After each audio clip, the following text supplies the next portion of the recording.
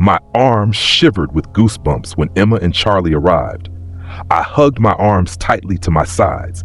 "I didn't know it got this cold in the summer," I said as they joined me under the glow of the Walmart sign overhead. "Sorry it took so long. Emma's dad wouldn't go to sleep," Janie said. Emma huffed. "If you had hopped the fence with me, we'd have been here sooner." They were always like that, and it made me wonder why Emma invited Janie to spend the night instead of me. "Either way, it's freezing, and I want to get to the mall as soon as possible," I said, my voice trembling slightly. We laughed and joked for 15 minutes about the horrible things that might happen to us in the infamous mall as we walked the sporadically lit streets between Walmart and the abandoned building. The mall was set to be torn down next week. This was our one chance to explore it. As we got closer, the laughter died down. Each of us tried to appear confident, but our nerves betrayed us. When the mall finally emerged from behind the trees, it loomed like a waiting predator. "Fuck," I muttered. "It looks worse than I thought." The cold began to bite. "Don't back out so early, Liz," Janie said. "This isn't going to be like Halloween." "Wasn't that you who backed out?" Emma asked, laughing. Janie rolled her eyes as we approached the empty parking lot. The mall felt hollow, as if it could swallow us whole if we weren't careful. By the time we reached the broken glass door of Macy's, we were silent. Everyone knew how to get inside. It was a hangout for the rougher kids who smoked, drank, and did things that didn't appeal to me. We stood at the opening, the wind pulling us forward. "We've only got 5 hours until sunrise. Let's get going," I said, trying to sound braver than I felt. "After you," Janie replied. I crouched through the shattered pane first. The stench of piss and weed hit me immediately. The plywood covering the windows plunged the store into near-total darkness. The town had tried to keep people out, but not hard enough. My eyes adjusted slowly. When I could finally make out the grime-covered racks and beer cans, Emma and Janie were already inside with me. The initial terror ebbed slightly, replaced by unease.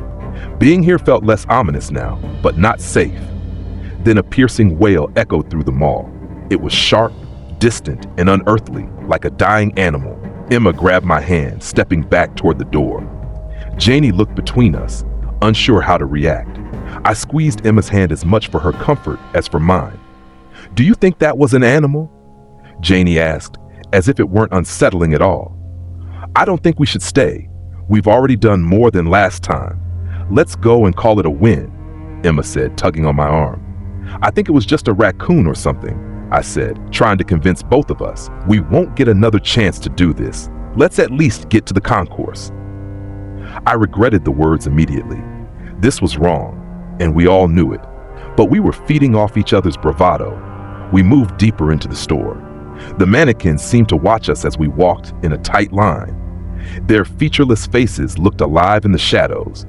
My breath quickened, and the darkness pressed in tighter. By the time we reached the concourse, it was too late to turn back. Silver moonlight seeped through cracks in the boarded windows, illuminating the endless main hall. Security cages sealed off empty storefronts like prison bars. Trash littered the floor, and stains marred the walls. Whatever life this place once had was long gone. We stood in silence, absorbing the desolation. Then the wailing returned, louder and closer. It came from everywhere, reverberating off the walls. Emma screamed. I grabbed her hand tightly. Janie bolted toward Macy's, and we followed, running as fast as we could. The sound twisted, gurgling and strained as it grew louder. It crawled into my mind, pulling me back. It wasn't a raccoon. We tore through the store, the mannequins' eyeless faces seeming to turn toward us as we passed. My legs burned and my lungs screamed for air, but the cries pushed us forward. The wailing vibrated through my teeth, burrowing into my skull. Dust hung in the light, pouring through the broken door. We were so close. Emma's hand tore from mine so suddenly I nearly fell. "Emma!" I gasped. Janie slipped through the exit as I turned back. Emma was gone, and it was there. Teeth glistened with blood and saliva, red eyes burning in the darkness.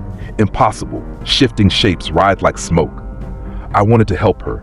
Every fiber of me screamed to pull her back, but my body betrayed me. It cared only about survival. I cared only about survival. I ran, scrambling through the exit like a rat. The freezing air seared my lungs as the mall loomed behind me, alive with darkness. Its shadows reached out, hungry for more. It had taken Emma, and it wanted more.